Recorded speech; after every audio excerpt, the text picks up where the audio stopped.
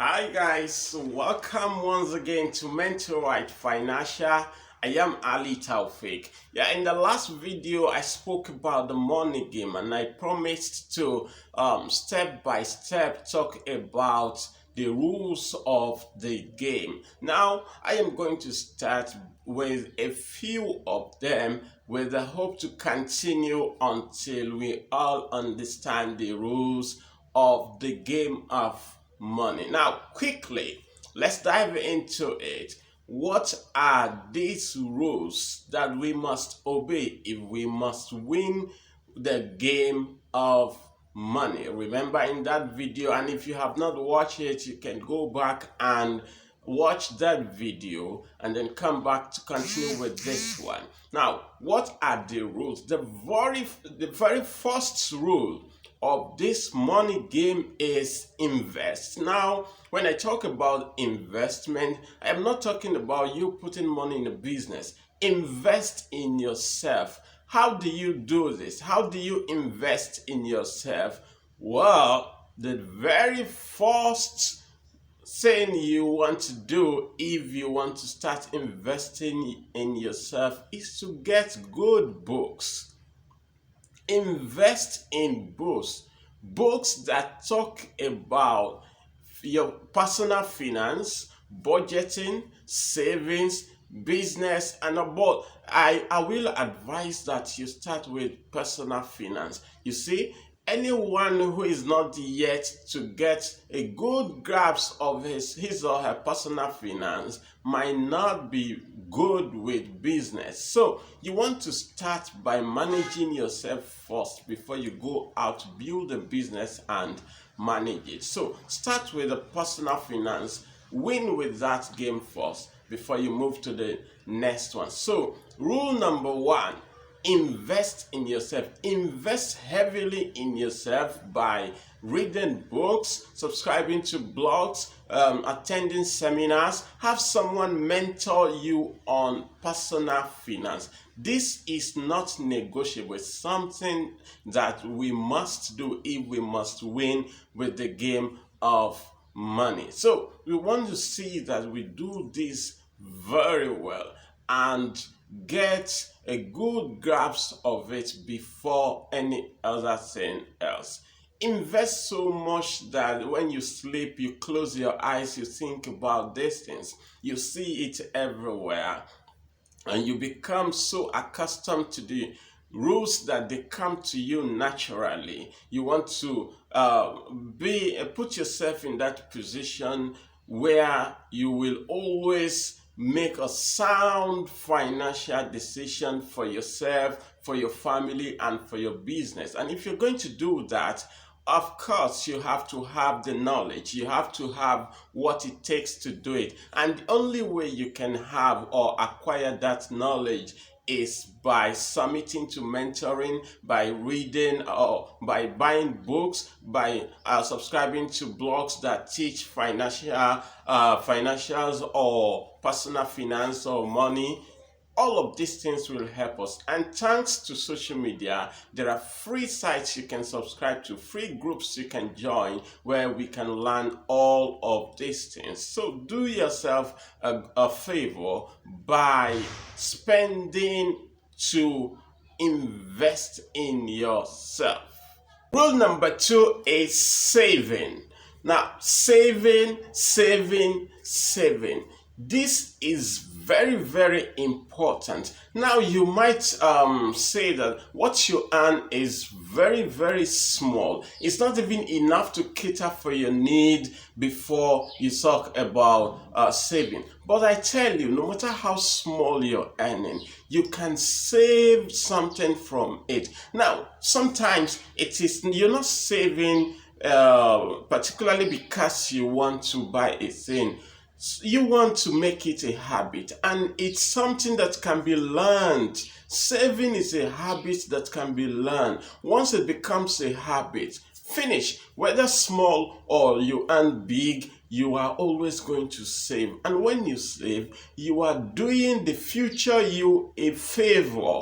You are making life easy for the future you. So what you save is for yourself. You're not saving so someone can use it. So why should it be a very difficult thing? I understand, especially looking at the way things are now. Even those who earn big find it difficult to save, but you make it a habit. Before anything at all, take certain percentage that's easy for you and save it. For example, if you earn 10,000 naira, well, 1,000 naira might not be that difficult, or 500 naira. Now, you might look at it as very small, but this can accumulate over time to something very, very reasonable. And as you save and grow and acquire knowledge in about money and in financial or business, you can take this savings and put it into some business you understand and start to multiply. But if you don't have anything on ground, what are you going to use? So you must learn to save.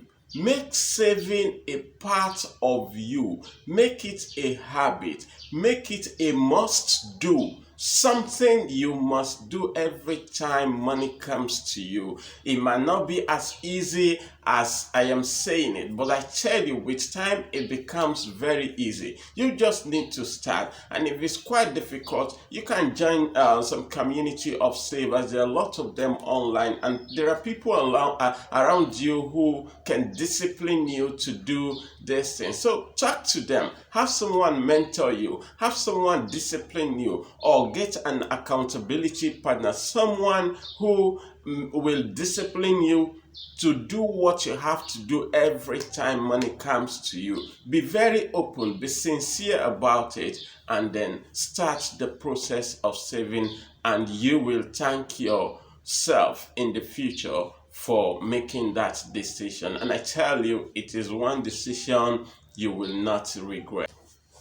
Okay, you have saved some money and it's now looking somehow reasonable. What should you do? Don't spend it.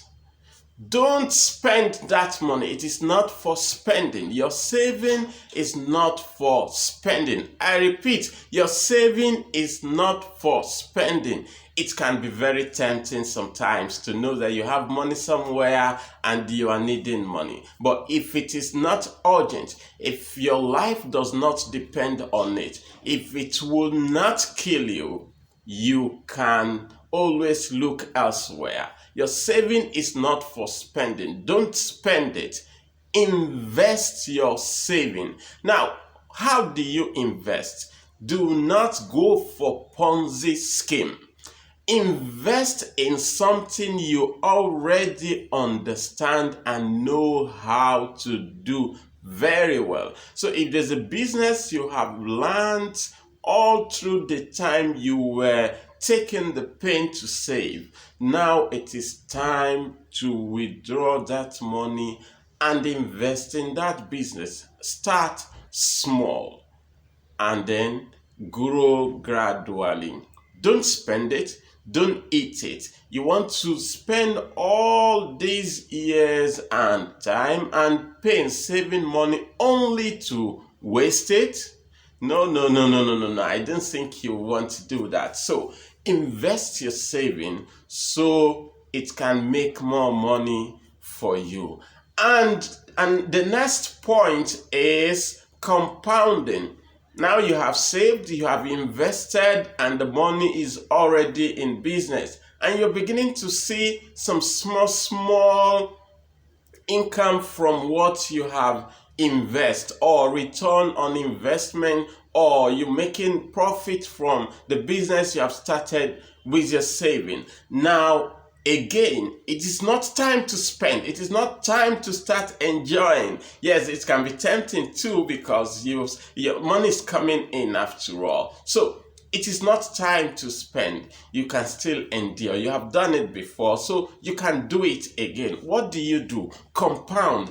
Allow this money to compound. How do you compound? Make more money and reinvest this money back into the business. Invest both the capital and the profit you made into it. Now, let's take for example, you put in 1,000 naira before and you made a profit of 500. You know, when you put it back, you are reinvesting 1,500, and there's every likelihood that if it is sure for you, you are going to make 750 naira because you have invested more than what you invested before, and there are chances that you also earn more. There are a lot of businesses like that. So allow it to grow. Keep compounding. Every time you make profit, give yourself a time limit.